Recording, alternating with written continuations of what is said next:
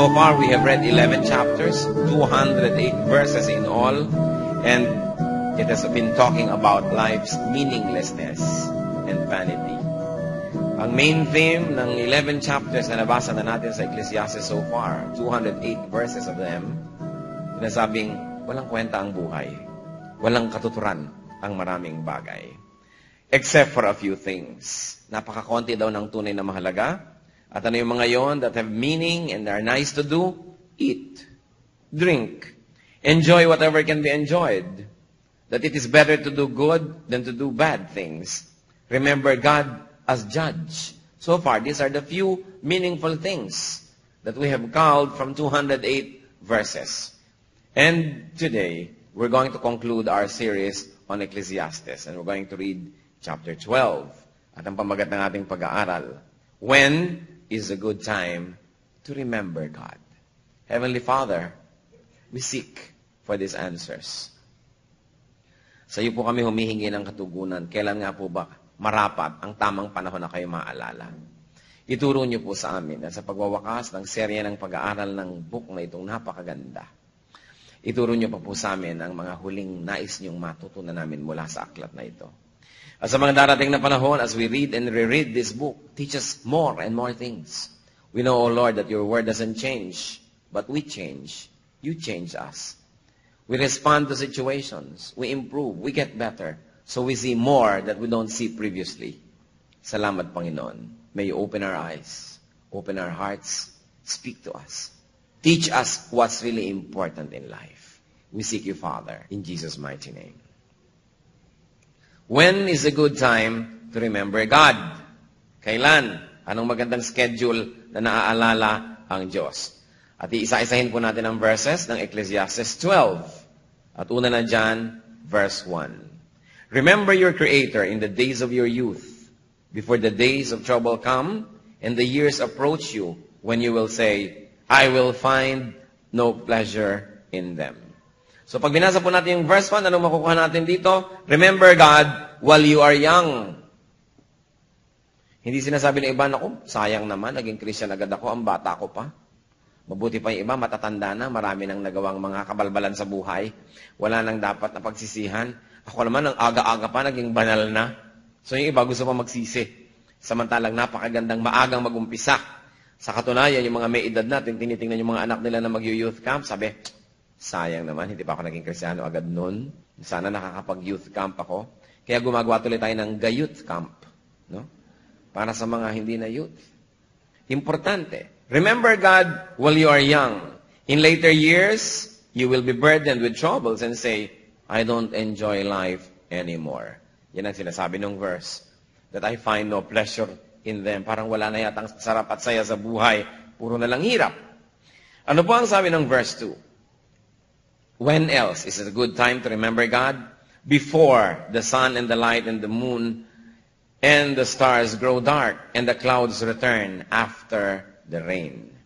Tanong, dumidilim ba ang buwan? Dumidilim ba ang araw? Dumidilim ba ang mga bituin? Yes.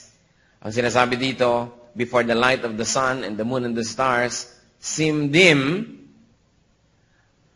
to you as if rain clouds remain over you. In other words, remember God before your vision deteriorates.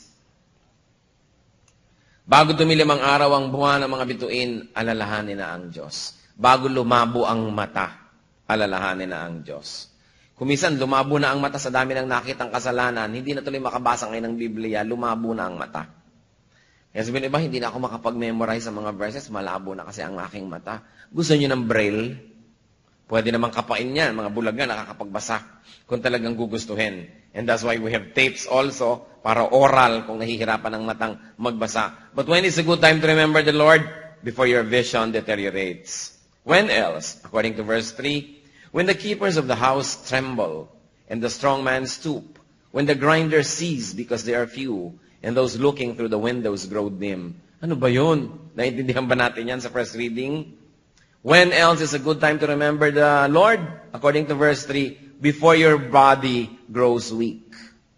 Ginamitan kasi ng talinghaga, the keepers of the house tremble. Ibig sabihin yun, bago kayo manginig-nginig at magkaroon ng mga arthritis at rayuma, Remember the Lord before your tooth or your teeth decay. Nasa verse ba yun? Yes. Sabi, when the grinders cease because they are few. Yung mga pangnguya ay hindi na daw makanguya dahil kumonti na ng kumonti at nalagas. Before your teeth decay and before your eyesight fail. Anong sinabi diyan? Those looking through the windows grow dim. Bakit nga ba hindi na lang sinimplihan para madali na lang maintindihan yan?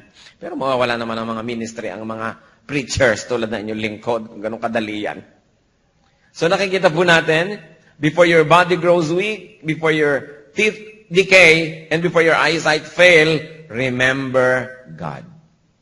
Ang katabi nyo, mahina na ba? Wala na bang ngipin? Hindi na ba makakita? Bago dumating sa puntong yan, alalahanin ang Diyos. Verse 4 tells us more. When else is good to remember the Lord? When the doors of the street are closed, and the sound of grinding fades. When men rise up at the sound of birds, but all their songs grow faint. Isa na namang bugtong. Ano na naman ito? When else is it good to remember the Lord? Before you become deaf, bago humina ang pandinig, bago mabingi. Sabi, before the doors to the street are closed. Talinghaga, bago sumara yung pinto ng ating tenga sa mga naririnig. And before the sound of the grinding fails, ibig sabihin hindi na tayo makarinig before we become deaf. Isa na namang talinghaga, bago tumanda, alalahanin ng Diyos. And before you become sleepless. Meron ba doon? Yes.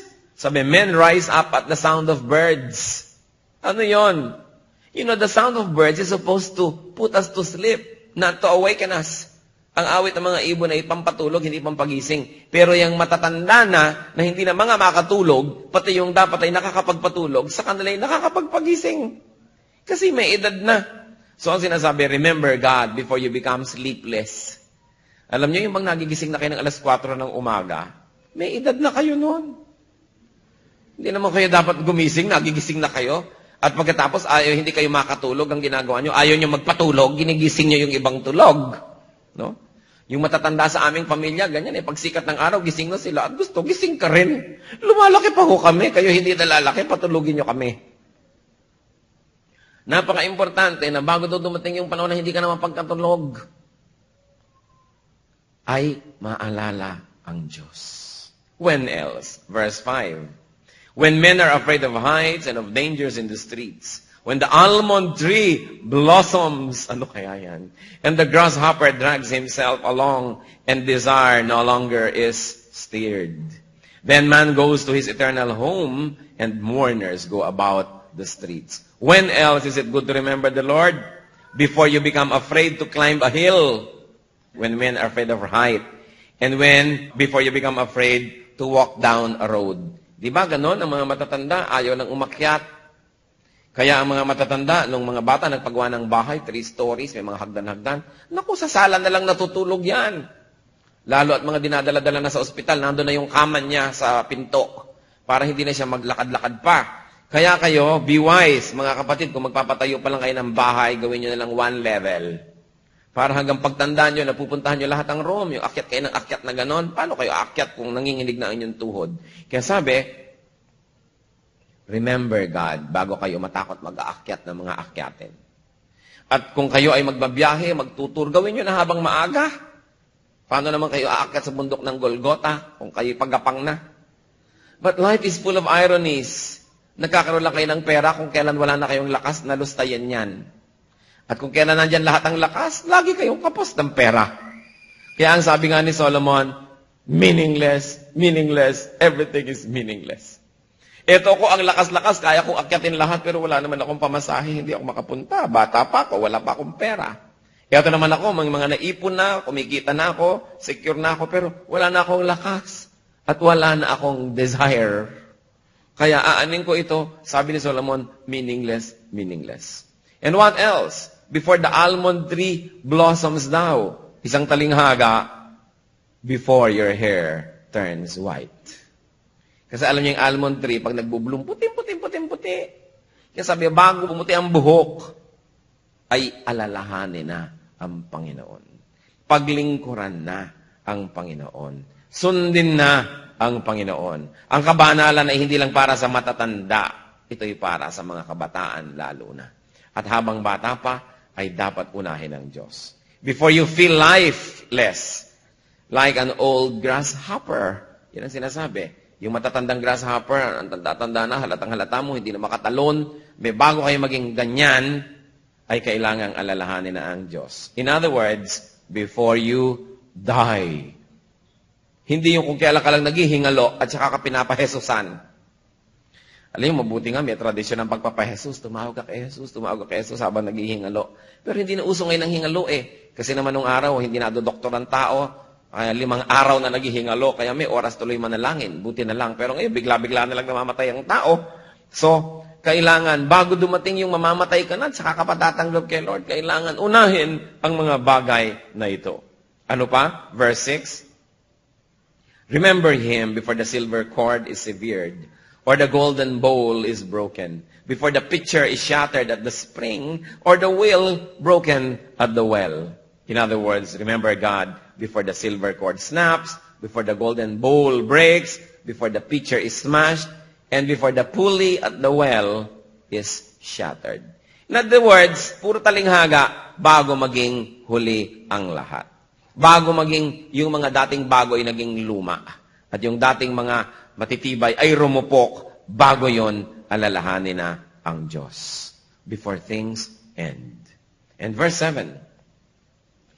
Before, kailan pa dapat alalahanin? And the dust returns to the ground it came from, and the spirit returns to God who gave it. Pinapakita lang dito na, before our bodies return to earth, and before our life-giving breath returns to God, remember God. Kaya verse 8 says, meaningless, meaningless, says the teacher. Everything is meaningless. Nothing makes sense. I have seen it all. Nothing makes sense. That's what Solomon said. Kaya kung kayo nagtatanong, bakit ka ganyan? Hindi kita maintindihan. Hindi mo ba nabasa ang Ecclesiastes? Di ba? Bakit ang buhay ganon? Hindi mo ba nabasa ang Ecclesiastes? Kung si Solomon na pinakamatalino na sa lahat, pinagkalooban ng Diyos, ng supreme wisdom, hindi niya yan na-solve. Ikaw pa. Ganyan talaga ang buhay. Remember God while you are young. That's the central message. Remember God before you grow old. Remember God before you die. These are good times to remember God. Not only when you are in danger, not only when you are needy, not only when you are desperate, but in good times, you should remember God. In times of prosperity and strength, in times of happiness and joy, you remember God. Hindi lang kung kailan ka malungkot, kung kailan ka may sakit, kung kailan nakasakay ka sa bus na walang preno, o nakasakay ka sa aeroplano na nawala ang pilot, tsaka ka mo maalala ang Diyos para ka manalangin. Sabi, in good times, you must remember God. In times of strength, in times of victory, in times of freshness, in times of freedom, you remember God. Now, what really is the meaning of life? Because the whole thesis of Ecclesiastes is the meaning of life. What then is meaningful? Ano bang mahalaga? Kasi sabik na tayo. Nakakalabing 2 chapters na tayo. Wala pang sinasabing tunay na mahalaga except kumain ka, uminom ka, mag-enjoy ka ng pwede ka mag-enjoy. Wala pang sinasabi. Ecclesiastes 12:9-10, not only was the teacher wise, but also he imparted knowledge to the people. He pondered and searched out and set in order many proverbs. The teacher searched to find just the right words, and what he wrote was upright and true. Lumalapit na tayo sa conclusion niya kasi pumunta na sa kanya yung subject matter, si Solomon as teacher. And what do we know here? That the teacher, or Solomon, was wise with much understanding. What else? That he collected and studied many proverbs. Mga kasabihan. Alam niyo po ba mga kapatid kung gaano kahalaga ang mga kasabihan? Para masabi ng mga matatandang ang naglalakad ng matulin kung matinik ay malalim. Ang naglalakad ng marahan kung matinik ay mababaw. Yung mga kasabihan ng mga matatanda, no? na ang hindi lumingon sa pinanggalingan ay di makararating sa paroroonan. Mga kasabihan. Gaano kahalaga yan? Paano ba nakakabuo ng isang kasabihan? Kailangan mo ng isang mahabang buhay ng pag-observe, pagpoproseso ng mga na-observe, at pagkatapos buong katalinuhan mo na gumagawa ka ng conclusion, and you simplify the experiences and observations of a lifetime into two-liners. Ang naglalakad ng matulin, kung matinik, ay malalim. Gaano karaming karanasan, karunungan, at pagmamatyag, panonood, pag-aaral, bago makabuo ng isang kasabihan? Parang tumitingin kayo sa bibingka na may latik. Saan galing ang isang kutsaritang latik? Baka sa 2 tabong gata. At saan ang galing ang 2 tabong gata? Baka sa 12 nyog. No? At saan ang galing ang 12 nyog? Baka sa 12 puno ng nyog na ang lalaki. At bago naging nyog yun, kinuha pa yung mga nutrients mula sa soil, pinrocess pa sa photosynthesis ng mga dahon pag tinatamaan ng araw, at pagkatapos yan, inipon-ipon ang tagal-tagal bago naging buko, bago naging nyog. Pagkatapos yung nyog ngayon, bubuksan mo pa, ang hirap-hirap buksan, kukudkurin mo pa, tapos pipisa-pisain mo yung gata, lulutuin mo yung gata, may mga apoy-apoy pang ilalagay yan, para lang magkaroon ng latik. At ang mga kasabihan ay para mga latik. Ang lalim, ang dami ng pinanggalingan bago mabuo. Kaya mahalaga. At ang kasabihan na nagtatagal from generation to generation ay nagpapatunay na ito'y totoo. Sapagkat kung hindi ito totoo, hindi babanggitin, hindi bibigkasin, hindi ituturo ng mga matatanda sa mga bata. Kaya alam nyo tayo, maraming nawawalang karunungan dahil nililimot na natin ang mga kasabihan. Kinakausap pa ba natin ngayon ng mga bata na, hoy, sabi ng matatanda. Di po ba? Ang naglalakad ng matulin sa simbahan din ng tuloy. Mali hata. Nagkabalibaligtad. No? Kasi hindi na tayo gumagamit niyan. Yan ang isa sa mga problema sa ating bayan. Ito isang bayang nawawala sa sarili.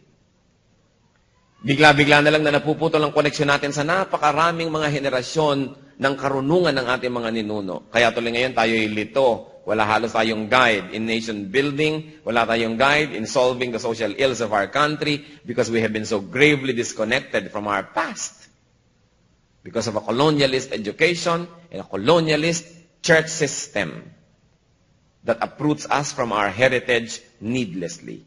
So, mahalaga. Si Solomon na pinakamatalino, ang pinaggagawa niya ng ngolekta ng mga salawikain. Can you imagine this? Baka ginagawa niya yon kasi ang talino niya. O tumalino siyang lalo dahil ginawa niya yon.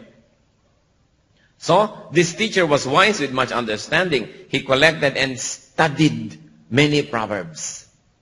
Napag-aralan niyo na ba mga kasabihan ng ating mga lola? O dinidismiss nating lola, hindi na uso yan. Wala na kayong PhD, hindi kayo nagkolehiyo, huwag na kayong magsalita.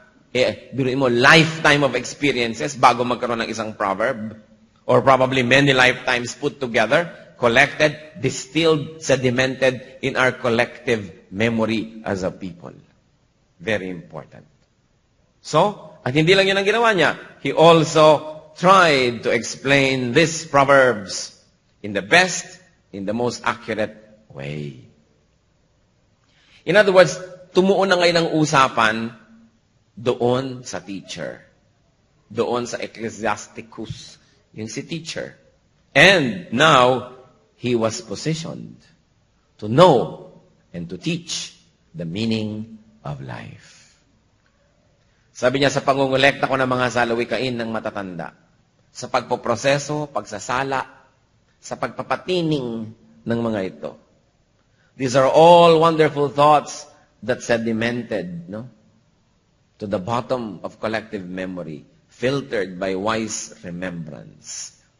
Sabi niya, he was now positioned to know and to teach the meaning of life. Ecclesiastes 12:11-14. Sobra namang kapanapanabik ko ano magiging conclusion. The words of the wise are like goads. Their collected sayings like firmly embedded nails, given by one shepherd. Be warned, my son, of anything in addition to them. Of making many books, there is no end, and much study wearies the body. Now, all has been heard. Here is the conclusion of the matter. That what is meaningful in life, fear God and keep His commandments. That is the meaning of life.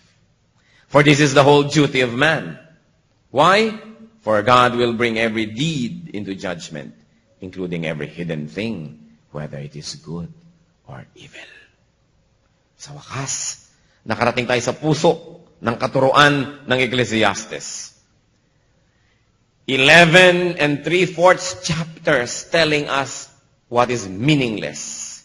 Lahat ng pinahalagahan natin sa buhay, kayamanan, karunungan, pagiging sikat, maraming project, maraming asawa, maraming pleasure, maraming ganito, maraming ganon na pinapahalagahan ng halos buong mundo. Sabi niya, lahat yan walang katuturan. Now all has been heard. Here is the conclusion of the matter.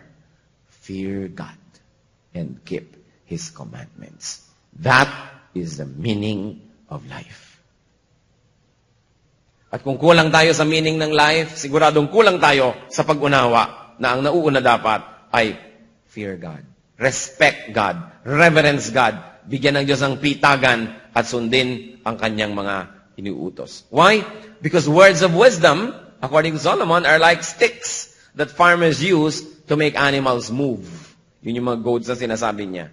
Napapalo ng konti, nagaguide ng konti, kumikilos yung hayop na ayaw kumilos sana. Ano pa? Words of wisdom are like nails. They're like nails that fasten things together. They come from God, our only shepherd. So yun daw mga katuruan, mga karunungan na sinala sa panahon at napatunayang totoo, yan ay walang ibang ubrang panggalingan, kundi ang Diyos lamang, ang kaisa-isa nating pastol. At ang bili niya sa kanyang kausap, at tayo rin yun, my child, stay away from any teaching except these. This is a very wonderful book. In fact, personally, it's a favorite of mine. Parang tatawagin ko siya, Practical Godly Life 101. All the basics, all the more important basics of life are in Ecclesiastes. And so far, we have read 11 chapters, 208 verses in all, and it has been talking about life's meaninglessness and vanity. Ang main theme ng 11 chapters na nabasa na natin sa Ecclesiastes so far, 208 verses of them, sinasabing walang kwenta ang buhay. Walang katuturan ang maraming bagay. Except for a few things. Napakakonti daw ng tunay na mahalaga. At ano yung mga yon that have meaning and are nice to do? Eat. Drink. Enjoy whatever can be enjoyed. That it is better to do good than to do bad things. Remember God as judge. So far, these are the few meaningful things that we have called from 208 verses. And today, we're going to conclude our series on Ecclesiastes. And we're going to read chapter 12. At ang pamagat ng ating pag-aaral, when is a good time to remember God? Heavenly Father, we seek for these answers.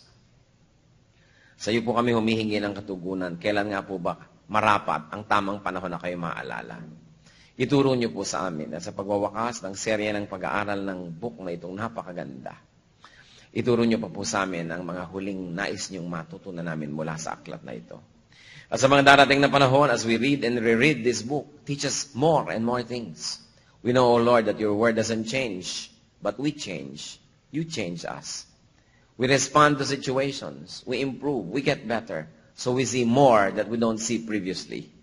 Salamat, Panginoon. May you open our eyes, open our hearts, speak to us. Teach us what's really important in life. We seek you, Father, in Jesus' mighty name. When is a good time to remember God? Kailan? Anong magandang schedule na naaalala ang Diyos?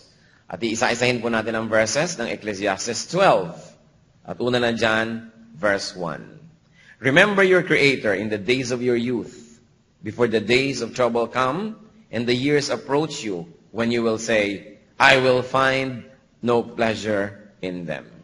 So pag binasa po natin yung verse 1, anong makukuha natin dito? Remember God while you are young. Hindi sinasabi ng iba, naku, sayang naman, naging Christian agad ako, ang bata ko pa. Mabuti pa yung iba, matatanda na, marami nang nagawang mga kabalbalan sa buhay. Wala nang dapat na pagsisihan. Ako naman, ang aga-aga pa, naging banal na. So yung iba, gusto pa magsisi. Samantalang napakagandang maagang mag-umpisa. Sa katunayan, yung mga may edad natin, tinitingnan yung mga anak nila na mag-youth camp, sabi, sayang naman, hindi pa ako naging Kristiyano agad noon. Sana nakakapag-youth camp ako. Kaya gumagawa tuloy tayo ng gayouth camp. No? Para sa mga hindi na youth. Importante. Remember God while you are young. In later years, you will be burdened with troubles and say, I don't enjoy life anymore. Yan ang sinasabi ng verse. That I find no pleasure in them. Parang wala na yatang sarap at saya sa buhay. Puro na lang hirap. Ano po ang sabi ng verse 2? When else is it a good time to remember God? Before the sun and the light and the moon and the stars grow dark and the clouds return after the rain. Tanong, dumidilim ba ang buwan? Dumidilim ba ang araw? Dumidilim ba ang mga bituin? Yes. Ang sinasabi dito, before the light of the sun and the moon and the stars seem dim to you as if rain clouds remain over you. In other words, remember God before your vision deteriorates. Bago dumilim ang araw, ang buwan ng mga bituin, alalahanin na ang Diyos. Bago lumabo ang mata, alalahanin na ang Diyos. Kung minsan lumabo na ang mata sa dami ng nakitang kasalanan, hindi na tuloy makabasa ngayon ng Biblia, lumabo na ang mata. Kaya sabihin, iba, hindi na ako makapag-memorize sa mga verses, malabo na kasi ang aking mata. Gusto niyo ng braille? Pwede namang kapain yan, mga bulag na nakakapagbasa kung talagang gugustuhin. And that's why we have tapes also para oral kung nahihirapan ng matang magbasa. But when is a good time to remember the Lord? Before your vision deteriorates. When else? According to verse 3, when the keepers of the house tremble and the strong man stoop, when the grinders cease because they are few and those looking through the windows grow dim. Ano ba yun? Naintindihan ba natin yan sa first reading? When else is a good time to remember the Lord? According to verse 3, before your body grows weak. Ginamitan kasi ng talinghaga, the keepers of the house tremble. Ibig sabihin yun, bago kayo manginig-nginig at magkaroon ng mga arthritis at rayuma. Remember the Lord before your tooth or your teeth decay. Nasa verse ba yun? Yes. Sabi, when the grinders cease because they are few. Yung mga pangnguya ay hindi na daw makanguya dahil kumonti na ng kumonti at nalagas. Before your teeth decay and before your eyesight fail. Ano sinabi diyan? Those looking through the windows grow dim. Bakit nga ba hindi na lang sinimplihan para madali na lang maintindihan yan? Pero mawawala naman ang mga ministry, ang mga preachers tulad ng inyong lingkod kung ganun kadali yan.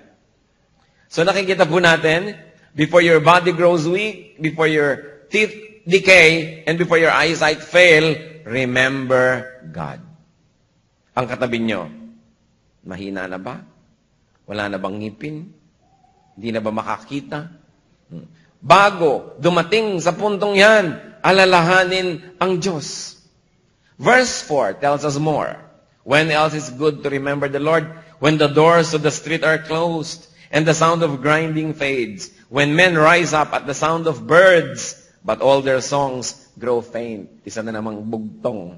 Ano na naman ito? When else is it good to remember the Lord? Before you become deaf. Bago humina ang pandinig, bago mabingi. Sabi, before the doors to the street are closed. Talinghaga, bago sumara yung pinto ng ating tenga sa mga naririnig. And before the sound of the grinding fails. Ibig sabihin hindi na tayo makarinig before we become deaf. Isa na namang talinghaga na bago tumanda, alalahanin ng Diyos. And before you become sleepless. Meron ba doon? Yes. Sabi, men rise up at the sound of birds. Ano yon? You know, the sound of birds is supposed to put us to sleep, not to awaken us. Ang awit ng mga ibon ay pampatulog, hindi pampagising. Pero yung matatanda na hindi na mga makatulog, pati yung dapat ay nakakapagpatulog, sa kanila ay nakakapagpagising. Kasi may edad na. So ang sinasabi, remember God before you become sleepless. Alam niyo, yung bang nagigising na kayo ng alas 4 ng umaga, may edad na kayo noon. Hindi naman kayo dapat gumising, nagigising na kayo. At pagkatapos, hindi kayo makatulog, ang ginagawa nyo, ayaw nyo magpatulog, ginigising nyo yung ibang tulog. No? Yung matatanda sa aming pamilya, ganyan pag sikat ng araw, gising na sila. At gusto, gising ka rin. Lumalaki pa ho kami, kayo hindi nalalaki, patulugin nyo kami. Napaka-importante na bago dumating yung panahon na hindi ka na mapagkatulog, ay maalala ang Diyos. When else? Verse 5. When men are afraid of heights and of dangers in the streets, when the almond tree blossoms, ano kaya yan? And the grasshopper drags himself along, and desire no longer is stirred. Then man goes to his eternal home, and mourners go about the streets. When else is it good to remember the Lord? Before you become afraid to climb a hill, when men are afraid of height, and before you become afraid to walk down a road. Di ba ganon? Ang mga matatanda, ayaw lang umakyat. Kaya ang mga matatanda, nung mga bata nagpagawa ng bahay, 3 stories, may mga hagdan-hagdan, naku, sa sala na lang natutulog yan. Lalo at mga dinadala-dala na sa ospital, nandun na yung kama niya sa pinto, para hindi na siya maglakad-lakad pa. Kaya kayo, be wise, mga kapatid, kung magpapatayo pa lang kayo ng bahay, gawin nyo na lang 1 level. Para hanggang pagtandaan nyo, napupuntahan nyo lahat ng room, yung akyat kayo ng akyat na ganon. Paano kayo akyat kung nanginginig na ang inyong tuhod? Kaya sabi, remember God bago kayo matakot mag-aakyat ng mga akyatin. At kung kayo ay magbabiyahe, magtutur, gawin nyo na habang maaga. Paano naman kayo aakyat sa bundok ng Golgota kung kayo pagapang na? But life is full of ironies. Nagkakaroon lang kayo ng pera kung kailan wala na kayong lakas na lustayan yan. At kung kailan nandyan lahat ang lakas, lagi kayong kapos ng pera. Kaya ang sabi nga ni Solomon, meaningless, meaningless, everything is meaningless. Ito ko ang lakas-lakas, kaya kong akyatin lahat, pero wala naman akong pamasahe, hindi ako makapunta. Bata pa ako, wala pa akong pera. Ito naman ako, mga naipon na, kumikita na ako, secure na ako, pero wala na akong lakas. At wala na akong desire. Kaya aanin ko ito, sabi ni Solomon, meaningless, meaningless. And what else? Before the almond tree blossoms now, isang talinghaga, before your hair turns white. Kasi alam niyo yung almond tree, pag nagbubloom, puti. Kaya sabi, bago bumuti ang buhok, ay alalahanin na ang Panginoon. Paglingkuran na ang Panginoon. Sundin na ang Panginoon. Ang kabanalan ay hindi lang para sa matatanda, ito'y para sa mga kabataan lalo na. At habang bata pa, ay dapat unahin ng Diyos. Before you feel lifeless, like an old grasshopper, yan ang sinasabi. Yung matatandang grasshopper, ang tanda-tanda na, halatang-halata mo, hindi na makatalon, may bago kayo maging ganyan, ay kailangang alalahanin na ang Diyos. In other words, before you die. Hindi yung kung kailan ka lang naghihingalo at saka ka pinapahesusan. Alam mo, mabuti nga, may tradisyon ng pagpapahesus. Tumawag ka kay Jesus habang naghihingalo. Pero hindi na uso ngayon ng hingalo Kasi naman nung araw, hindi na doktor ang tao. 5 araw na naghihingalo, kaya may oras tuloy manalangin. Buti na lang. Pero ngayon, bigla-bigla na lang namamatay ang tao. So, kailangan, bago dumating yung mamamatay ka na, tsaka ka patatanggap kay Lord, kailangan unahin ang mga bagay na ito.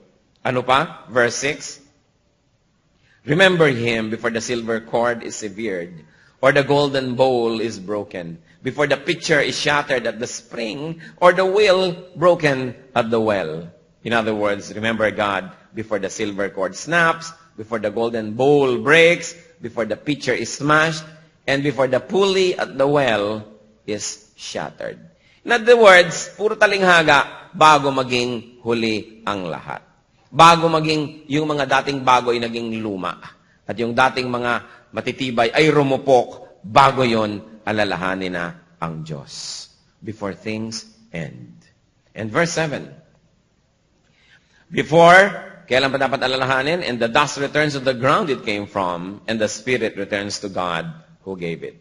Pinapakita lang dito na, before our bodies return to earth, and before our life-giving breath returns to God, remember God.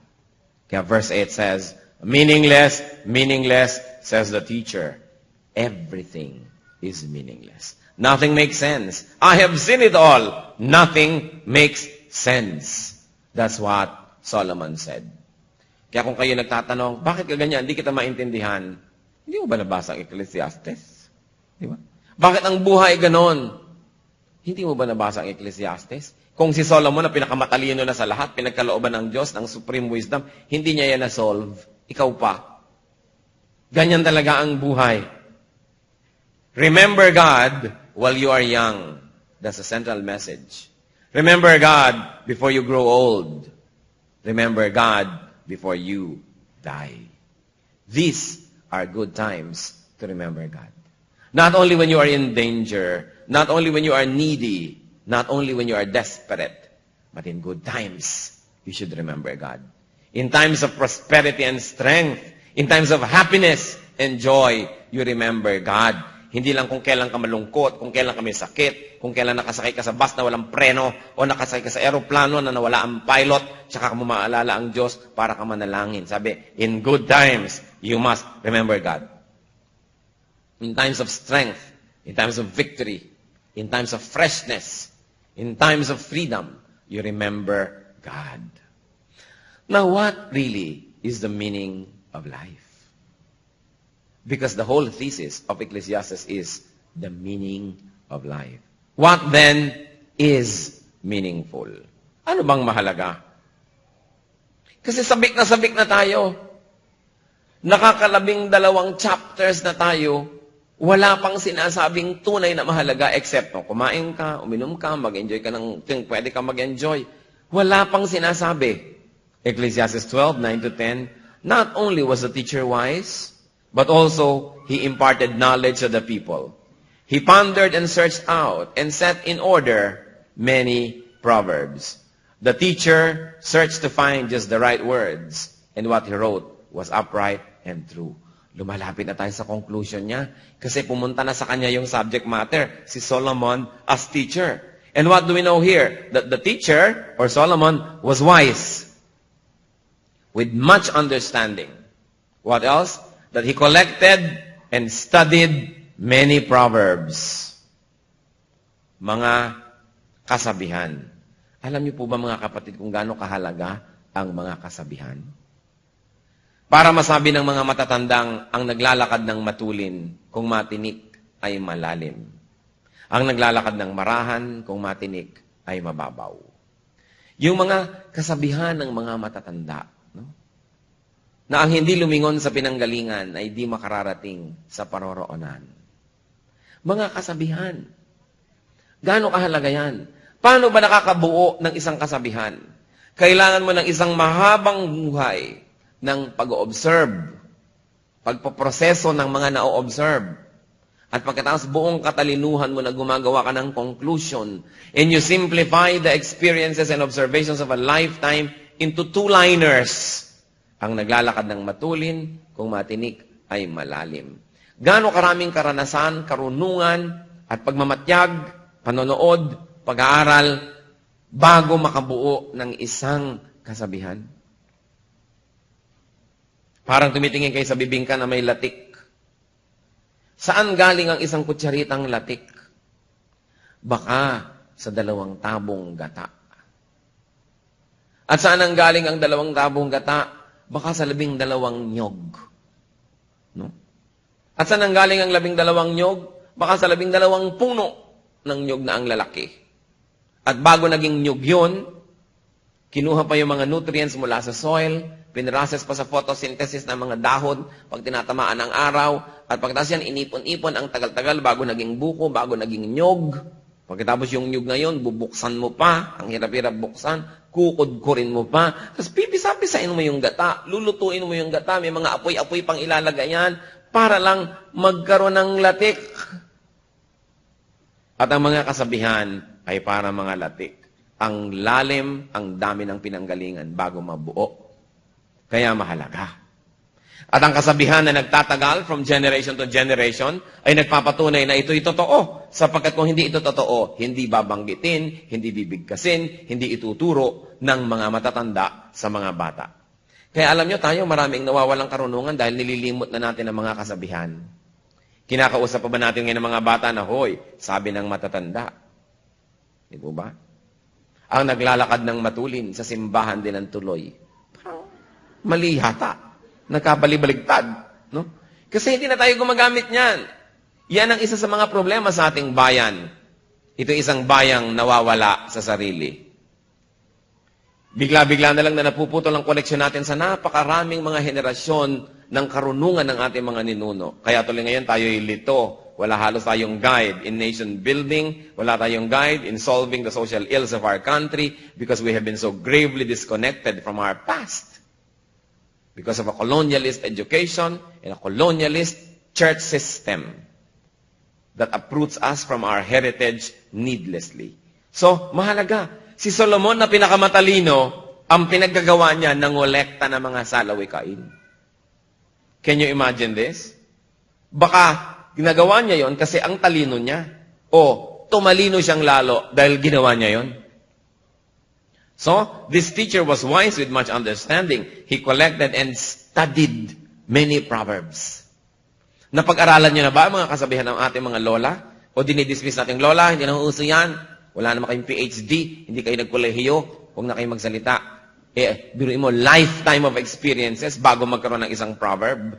Or probably many lifetimes put together, collected, distilled, sedimented in our collective memory as a people. Very important. So, at hindi lang yun ang ginawa niya, he also tried to explain these proverbs in the best, in the most accurate way. In other words, tumuon na ngayon ang usapan doon sa teacher. Doon sa Ecclesiasticus. Yun si teacher. And now, he was positioned to know and to teach the meaning of life. Sabi niya, sa pangungulekta ko ng mga salawikain ng matatanda, sa pagpoproseso, pagsasala, sa pagpapatining ng mga ito. These are all wonderful thoughts that sedimented, to the bottom of collective memory, filtered by wise remembrance. Sabi niya, he was now positioned to know and to teach the meaning of life. Ecclesiastes 12:11-14. Sobra namang kapanapanabik ko ano magiging conclusion. The words of the wise are like goads, their collected sayings like firmly embedded nails, given by one shepherd. Be warned, my son, of anything in addition to them. Of making many books, there is no end, and much study wearies the body. Now, all has been heard. Here is the conclusion of the matter. That what is meaningful in life, fear God and keep His commandments. That is the meaning of life. For this is the whole duty of man. Why? For God will bring every deed into judgment, including every hidden thing, whether it is good or evil. Sa wakas, nakarating tayo sa puso ng katuruan ng Ecclesiastes. 11 3/4 chapters telling us what is meaningless. Lahat ng pinahalagahan natin sa buhay, kayamanan, karunungan, pagiging sikat, maraming project, maraming asawa, maraming pleasure, maraming ganito, maraming ganon na pinapahalagahan ng halos buong mundo. Sabi niya, lahat yan walang katuturan. Now all has been heard. Here is the conclusion of the matter. Fear God and keep His commandments. That is the meaning of life. At kung kulang tayo sa meaning ng life, siguradong kulang tayo sa pag-unawa na ang nauuna dapat ay fear God. Respect God. Reverence God. Bigyan ng Diyos ng pitagan at sundin ang kanyang mga iniuutos. Why? Because words of wisdom, according to Solomon, are like sticks that farmers use to make animals move. Yun yung mga goads na sinasabi niya. Napapalo ng konti, nagaguide ng konti, kumikilos yung hayop na ayaw kumilos sana. Ano pa? Words of wisdom are like nails. They are like nails that fasten things together. They come from God, our only shepherd. So yun daw mga katuruan, mga karunungan na sinala sa panahon at napatunayang totoo, yan ay walang ibang ubrang panggalingan, kundi ang Diyos lamang, ang kaisa-isa nating pastol. At ang bili niya sa kanyang kausap, at tayo rin yun, my child, stay away from any teaching except these. Sabi, huwag mong sayangin ang oras mo. Huwag mong sayangin ang panahon mo sa kung ano-anong napakaraming mga kalaman. Why? There is no end to writing of books. Anong ibig sabihin? There's too much to read. There's too much study wears out the body. There is too much to know.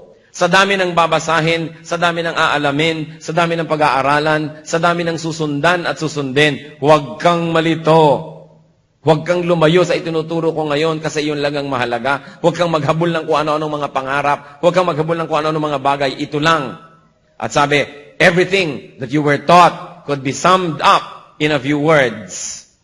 Respect and obey God. Yan ang dapat mong malaman. Marami mga tao habang nag-aaral sa mga pamantasan, lalong nagiging palalo at mayabang at hindi nagiging magagalangin sa Diyos. Mga palalo ang mga karunungan na pinagpipilitang tayo ng galing sa mga unggoy. Tingnan nyo nga katabi nyo. O maniniwala ba kayo o hindi? Meron tayong misyon na hindi pa paniwalain ang tumitingin sa atin. Ha? Sabihin, galing ka sa amino acid, kung ano-anong mga kabalbalan, kung ano-anong mga atheism, mga ism na inuuso sa mga kung ano-anong mga pag-aaral, habang rumurunong, lalong lumalayo sa Diyos. Habang na maraming natututunan sa paaralan, nagiging mayabang at hambog.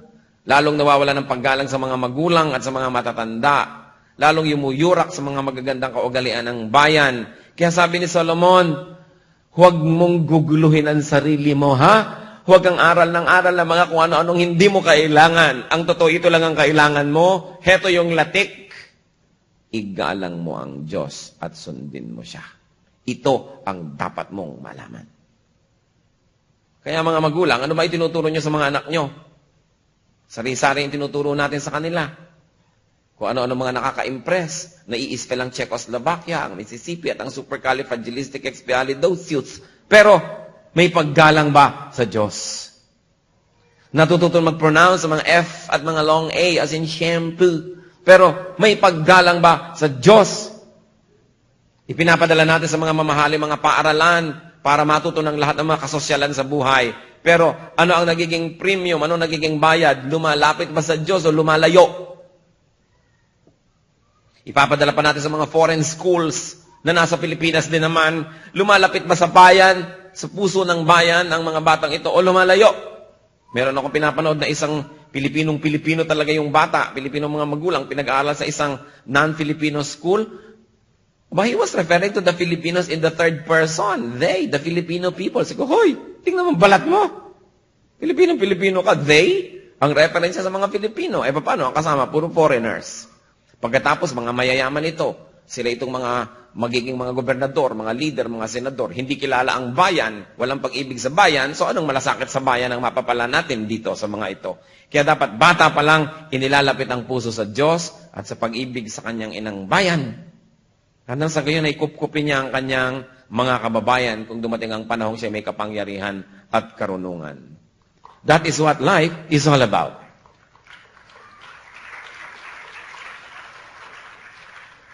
Basic things. Sa education, ano bang tinuturo natin sa bata? Mag-excel o maging mabuting tao? Kumisan, sa kagustuhan natin ang mga bata, mag-excel, maging number 1, tinuturoan pa natin mandaya. Tayo na gumagawa ng homework, tayo na gumagawa ng project para mataas ang grade. Mataas nga ang grade, pero bumaba ang pagkatao. Lumayo sa pagiging makadiyos. Tinuturo natin, itrato lahat ng kaeskwelang competitor. O ano, natalo mo na ba yung classmate mo? Kailangan matalo mo siya, kailangan ikaw panalo. Anong uri ng puso ang ating kinukultivate sa kanya? Gusto lang natin kasi yung hinahangaan ng mundo. Pagod ka na sa kaakyat ng entablado sa graduation dahil ang dami niyang award, dahil honor siya. Pero anong uri ng tao sa paglaki niya? Na ang trato niya sa lahat ng kaklase, kalaban. Ang trato niya sa lahat ng tao, dapat nalupigin at talunin. At pagkatapos at all cost, kailangan siya na maging number 1, maging manalo. What is the purpose of education? The main purpose of education is not to accumulate knowledge and facts, but to have good character. Character ang pinakamahalaga sa lahat. Kahit ang runong-runong yan, wala namang uri ang puso at mababa ang pagkatao, di magiging halimaw lang yan. Hindi ba't mas dumudunong ka at mas marunong ka at mas makapangyarihan pero walang kwenta ang iyong pagkatao, ay mas lalo kang nagiging sagabal sa lipunan? Character. Godliness is what is important. Na tinuturuan natin ang mga bata na maging honest, even if they have to pay the price, rather than go scot-free, but become dishonest.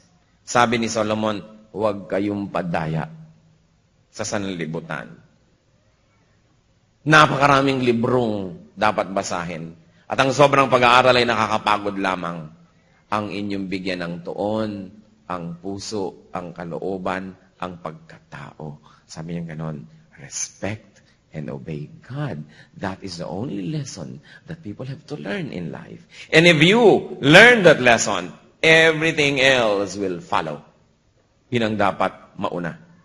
Kaya dapat ay pinapalaki ang mga bata sa Bible study, sa Sunday school. At ang mga Sunday school sa may patuloy ini-improve dapat. Isang malaking hamon, maging sa ating sariling church. Dahil bihira naman may mga full-time workers na nakidedicate sa ganyang mga bagay. Nalilimutan natin ang mga bata. First 7 years, pinakamahalaga. Kung anong ituro mo dyan, hindi na mawawala sa kanyang buhay. Tingnan niyo mga Pilipino. Kahit first 7 years, first 10 years, o lumaki sa Tagudin, Ilocos, kahit na 30 taon ang nakatira sa New York, dining-ding pa rin ang gustong kanin. Talagang pusakal na Ilocano. Pag lumaki sa Pampanga yan, kahit na 50 taon ang nakatira sa Alaska, naghahanap pa rin ng burong talangka. Talagang pusakal na Kapampangan. Ang sinabi sa Bible, train up a child in the way he should go, and when he is old, he will not depart from it. Kung anong gusto nyo maging buhay niyan, buong buhay niya, ituro nyo habang bata, sapagat hindi malilimot kahit kailan. Maski pa nga accent. Ante, let's go, it's late na. Sige, ilang taon na ho kayo dito sa California? Ay, 30 years. Ay, talagang taga-Pangasinan pa rin. Di ba? Paano? Ganun ang korte ng dila talaga. Hindi yung kapintasan, that is charm. Bakit yung mga Pranses, may accent din, mga Aleman. Lahat tayo. Kaya ilang kayo? 3. Taga-Pangasinan kayo? Oo, talaga. Well, there are 3 coins in the fountain. Oh. Ang point is, naituro kasi habang maliit pa. Ngayon, ang tanong, anong tinuturo nyo sa mga bata? Iba, uy, ang cute naman ng anak mo, nagsisinungaling na. Abi, dapat patamaan ng kidlat itong mga adults na ito, nakukyutan pa sa nagsisinungaling. Sinungaling na yan. Kaya dapat mahalaga. At sabi ni Solomon, huwag kayong padaya.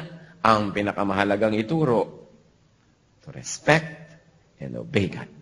That is what life is all about. And why is that important? Because God will judge everything we do. Everything. Even what is done in secret, whether good or bad. That's what Ecclesiastes said. Walang lihim sa Diyos. Alam niyo, kumisan pag binabasa ko yung katotohanan na yan, ang dalangin ko, Lord, pakalinawin niyo sa akin at sa lahat ng tao kung anong ibig sabihin na walang lihim sa inyo. Kasi maraming tao, pag gumawa ng masama at nailihim sa kapwa, akala okay na. Akala lusot na. Pwede na. No? Merong mga husband na walang kamalay-malay yung wife, 3 palang anak sa alabang. No? Hindi alam ng asawa. Akala niya okay na dahil hindi alam. Mga pandaraya, mga pagsisinungaling, mga kataksilan. But, Ecclesiastes says, God will judge everything we do, even what is done in secret. Ano ba ang mga lihim nyo? Aminin nyo na kayo si Darna. Aminin nyo na kayo si Maruha, kung ano-ano pa. Sabi, ang lihim ay alam ng Diyos. Huwag kayong malibang, mga kapatid, kung meron tayong mga madidilim na inililihim, kasi yun ay liwanag sa Diyos. Walang madilim sa Diyos, sapagkat siya'y liwanag. So what is meaningful in life? What is the meaning of life? 1, respect and obey God as early, as consistently as possible. At pag nireview natin yung 12 chapters, may lalabas pang ilan na importante. 2, always take the good, not the bad side. Sabi, mahirap maging banal. Oo, pero mahirap din maging makasalanan, magpakabanal ka na lang. Mahirap gumawa ng tama. Kung gumagawa ka ng tama, yung gumagawa ng mali, pareho lang kayong mamamatay. Oo, pero gumawa ka na lang ng tama, nasa panig ka naman ng Diyos. Mahirap magpakabuti. Pero mahirap din naman magpakasama, mahihirapan ka na rin lang, doon ka na mahirapan sa tama. So that is what else is important. Always take the good, not the bad side. Ano pa? Make enough money. Napansin nyo ba yun? Sinabi, money is the answer to everything. Hindi sinabing magpakalulong kayo sa pagpapayaman at pagsamba sa pera. Hindi. But make enough so that you can enjoy enough. Sabi, you eat, you drink, you enjoy it, and you share it with your loved ones. How can you do that when you don't make money? So kailangan tayo ay naghahanap buhay, tayo ay nagsisikap, ginagawa ang magagawa. Hindi nagre-retire agad kaya aga-aga pa. Yung kung kaya pa ng katawan, kilos pa. Pero matulong na tayo mag-relax. Hindi na tayo masyadong tense. Pero we should be productive. Ano pa? Enjoy innocent pleasures. Sabi ni Solomon, ang daming pait sa buhay. Ang daming mga kagimbal-gimbal na nangyayari. So, tuwing may pagkakataon ka mag-enjoy ka. Enjoy eating, enjoy drinking. Not getting drunk, drinking, sago, gulaman, maganyan, no? Buko. Enjoy life with your wife. Sinabi pa niya yon, don't enjoy life with someone else's wife. But your wife. In other words, kahit maraming sunod-sunod na dago kang buhay, may mga recess din yan, may mga break. Yung mga break na yon, mag-enjoy ka ng pwede mong enjoyin. Halimbawa, merong may sakit sa inyong pamilya, nakabantay ka sa ospital, hirap na hirap ka, o ngayon, 30 minutes, bababa ka sa kantin, kakain ka, huwag mo na muna siyang isipin, mag-enjoy ka ng kinakain mo. It's your break. Punctuate your life with innocent pleasures. They are also God-given. Sa palagay nyo, bakit nilagyan ng mga taste buds ang ating dila ng Diyos kung hindi niya gusto tayo mag-enjoy kumain? Pwede naman na kumain ka na lang ng walang lasa, lunok ka na lang ng lunok, di ba? Para ka mabuhay. Pero bakit na natitikman mo yung asim, yung tamis, yung anghang, yung iba't ibang uri ng lasa? Iba pa ang tamis ng ponotsa, sa asukal na puti, sa arnibal, sa honey, mga tamis lang, ang dami-daming shades. Because God likes you to enjoy food. Ganun tayo kamahal ng Diyos. Nilagyan ng kutakot-takot na nerve endings ang ating balat para ihip lang na masarap na hangin, ay enjoy ka na. Di po ba? Pagkamot lang sa mga makakating likod, ay para ka nang nakarating sa ikapitong langit. Di ba? Ang sarap pagkamot. O, kamutin nyo. Di ba? Yung pleasures. Ang point basta hindi nagkakasala, hindi napapariwara ang kaluluwa, wala kang ninanakawan, dinadaya, inaagawan, hindi mo sinisira ang salita ng Diyos, enjoy what can be enjoyed in life. And there's one more thing. Kasi sometimes it goes against our traditions, no? Let the young people enjoy. Mga anak, kung katabi niyo ang inyong magulang, i-echo niyo anong sabi ko? Yan.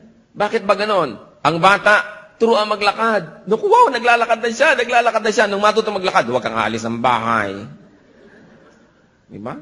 Wow, marunong na magsalita. Sabihin mo, Papa, marunong na magsalita. Nung natuto talaga, huwag kang sasagot. Binabaligtad natin lahat.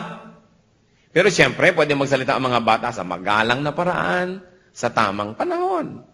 Pero pwede magsalita dapat. Pwede din dapat lumabas, mamasyal, mag-enjoy sa buhay, sa tamang oras, sa tamang schedule. Hindi mga naka-uniforme, nagkalat sa mall. Dapat ipapanukala ko sa ating mga batas, ang gumagawa ng batas, lahat ng naka-uniforme ng estudyanteng nasa mall, ikulong. Bakit nasa mall yan? Palakpak ang mga magulang. Ako siguro mga anak nyo yon. Pero huwag kayo ha, yung iba creative, may dalambaro, nagbibihi sa banyo. Hindi mo malamang estudyante, nagpapalit ng damit sa gilid-gilid. May panahon ng pasyal, may panahon ng bakasyon, may panahon ng aral. Yan ang sinasabi ng Biblia. For everything, anong sabi ng Ecclesiastes 3? There is season and a time for every matter under heaven. Youth must be enjoyed. We should allow the youth to enjoy, pero guided, no, by the words of God. Merong moderation, may hangganan at pinapayagan. Hindi magpapaalam ka, magla-library po ako, yung pala nasa Fort Santiago at nakikipaglingkisan sa mga sawa sa dilim. Dapat walang ganyang mga uri dahil young people, earn your right to be allowed to enjoy. Kayo maging kagalang-galang, ginagalang nyo yung sarili, responsible, honest. At nang sa gayon, you earn the respect and trust of your parents. Enjoy innocent pleasures. Pati may mga edad na. Huwag niya sabihing may edad na ako, hindi na ako mag-enjoy. Habang may buhay, gusto ng Panginoon, ma-enjoy natin ang creation. God is such a wonderful artist. Kita nyo ang mga sunset, alam nyo na ang Diyos ay pintor. Tapakan nyo ang mga makikinis na mga bato sa ilog at alam nyo ang Diyos sculptor. Di ba? Tikman ninyo ang sabaw ng buko at alam nyo ang Diyos cook. Yung ang ganda-ganda ng mga ginawa niya lahat, no? Pati yung paghiga nyo lamang sa kama na bagong palit ang mga bedsheet, parang gloria. Ang sarap. So, palitan nyo naman na madalas-dalas. Hindi yung nagtututong na tayo ng tabla ng apoy ang mga punda ninyo, yung pa rin. Tuloy nababawasan ang sarap ng buhay. In other words, may paraan. But we should enjoy life. Life is meant to be enjoyed under the leadership and authority of God. And then Rule 5, na nakita natin sa Ecclesiastes, simplify life. Alisin ang mga unnecessary baggage ng buhay. Yung mga hang-ups, tanggalin na yan. Mga sama ng loob, mga itinanim at kinimkim na mga galit, alisin na lahat yan kasi hindi lang kayo nag-enjoy tuloy. Simplify life. At ang pinakamahalaga sa buhay, to obey God, to respect God. Anything that will offend that, you don't entertain in your life. That is what we mean when we say, simplify. Niyayaya ka ng nobyo mo makipag-sex sa kanya sa ilalim ng puno ng banaba, nalilito ka pa. Anong nakakalito doon? Simplify. Obey God. Sabi mo, igalang mo ang aking puri. Pero ang mga nagsasabi yata ngayon, yung mga lalaki, sinasabi sa girlfriend, igalang mo ang aking puri. Nababaligtad na ang panahon. No? Tanggihan ng ganitong mga bagay.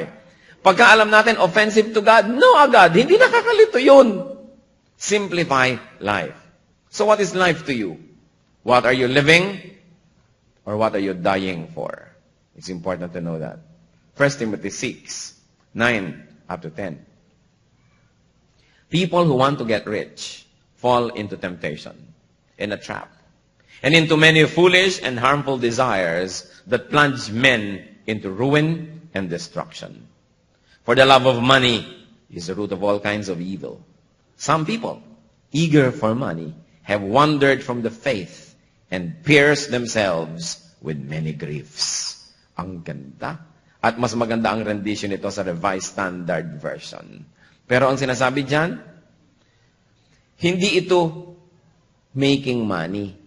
Hindi yung making money ang sinasabing huwag gawin, kundi the love of money is the root of all evils. Money is important. We should make money. But we should not love it to the point that we love it more than God, and more than people, and more than peace, and more than friendship. Marami magkakaibigan, sa pera lang, nagkakagalit. Magkakapatid, mama na lang ng isang dangkal na lupa, nagsasakalan, nagsisiraan ng puri, at hindi nag-uusap ng 7 taon dahil lang sa isang hakbang na lupa. It's not worth it. Ang mahalaga dapat, ang relasyon sa Diyos at sa kapwa. Do not waste your time, your talent, and treasure on worldly things, on things that will not last. Saan nyo bang cause idinededicate ang inyong buhay? Tiyakin ninyo na may kinalaman sa Diyos. Because only one thing will last. That which is done for Christ. That which you do for the world systems, will be destroyed when judgment comes. 1 John 2, 15 to 17. Do not love the world or anything in the world. If anyone loves the world, the love of the Father is not in him. For everything in the world, the cravings of sinful man, the lust of his eyes, and the boasting of what he has and does, comes not from the Father, but from the world. The world and its desires pass away, but the man who does the will of God lives forever. How is your secret life? How is your secret thought life? What is good? What are you living for? Sa nalalabi pang oras ang inyong buhay, what will you live for? The day will come when you will face Jesus, our judge. Make sure that when that day comes, it will be a glorious one. Na wala tayong dapat pagsisihan. There's nothing more vain or bitter than a person advanced in years, possessed by regrets. Huwag tayong mamuhay na may dapat pagsisihan. Let's bow before the Lord. Let the Spirit of God work in our hearts. Ano ba ang pinapahalagahan nyo? Yan din ba yung sinasabi ng Ecclesiastes na mahalaga? Kung hindi, simplify life. Merong law of diminishing returns, even ang pera. Sometimes you think by earning more, or getting a higher position, and making more and more money, magiging directly proportionate to happiness. No. There comes a threshold, there comes a point na pag lumampas ka doon, puro saraw na lang yung karugtong, hindi na enjoyment. You should know when to stop. Because when you're not enjoying life anymore, and when you don't see that in the immediate future that you will be enjoying life, then it's a burden and not a pleasure. Sometimes more money, more fame, more power, more position only means more sorrow. Sabi ng Ecclesiastes, simplify. Konti lang ang mahalaga sa buhay. Huwag niyong sayangin ang oras niyo sa hindi mahalaga. So, in a few moments of silence, let the Spirit finish to you and for you the message of Ecclesiastes. And may the Lord give you a much more meaningful life after we have studied this book.